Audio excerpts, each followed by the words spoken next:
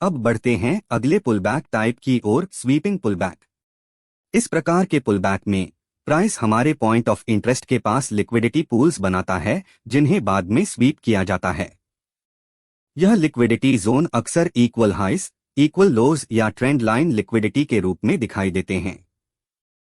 यह बहुत जरूरी है कि हम प्राइस के पॉइंट ऑफ इंटरेस्ट तक पहुंचने से पहले लिक्विडिटी स्वीप पैटर्न को पहचान लें।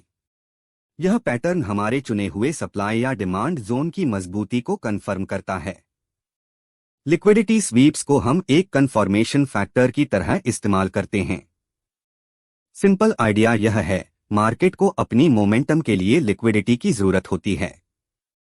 अगर प्राइस किसी की लेवल तक पहुंचने से पहले लिक्विडिटी को स्वीप नहीं करता, तो अक्सर वह उसी जोन को लिक्विडिटी की तरह इस्तेमाल करता है, अपनी मोमेंटम को फ्यूल देने के लिए। उदाहरण के लिए यहां हम देख सकते हैं कि प्राइस नीचे रिट्रेस हुआ, उसने इक्वल लो बनाया और डबल बॉटम के नीचे लिक्विडिटी भी जमा की। इसका मतलब है कि वहां बहुत सारे पेंडिंग ऑर्डर्स और स्टॉप लॉसेस हैं, जिन्हें मार्केट ट्रिगर और स्वीप करने वाला है। यह लिक्विडिटी हमारे चुने हुए डिमांड जोन के बिल्कुल पास मौजूद है।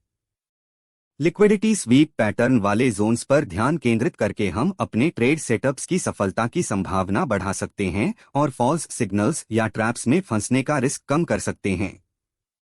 हमारे चुने हुए डिमांड जोन के ऊपर लिक्विडिटी पूल की मौजूदगी हमें यह अतिरिक्त पुष्टि देती है कि यहां से प्राइस के रिवर्सल की संभावना मजबूत है। अब जब हमारे पास यह कॉन्फ्लुएंस है, तो अगला स्टेप है धैर्यपूर्वक इंतजार करना कि प्राइस इक्वल लोस के नीचे की लिक्विडिटी को स्वीप करे। इसके बाद हम अपने पॉइंट ऑफ इंटरेस्ट से लॉन्ग एंट्री ले सकते हैं।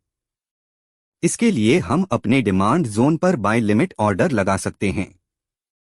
अगर हम अपनी एंट्री को और बेहतर बनाना चाहें, तो हमें लोअर टाइम फ्रेम पर जाना चाहिए। वहां हम इंतजार करेंगे कि प्राइस डिमांड जोन को टैप करे और कोई चेंज ऑफ कैरेक्टर या मार्केट स्ट्रक्चर शिफ्ट का सिग्नल दिखाए। जब लोअर टाइम फ्रेम पर नया डिमांड जोन बन जाता है, तब हम ट्रेड प्लेस करने पर विचार कर सकते हैं।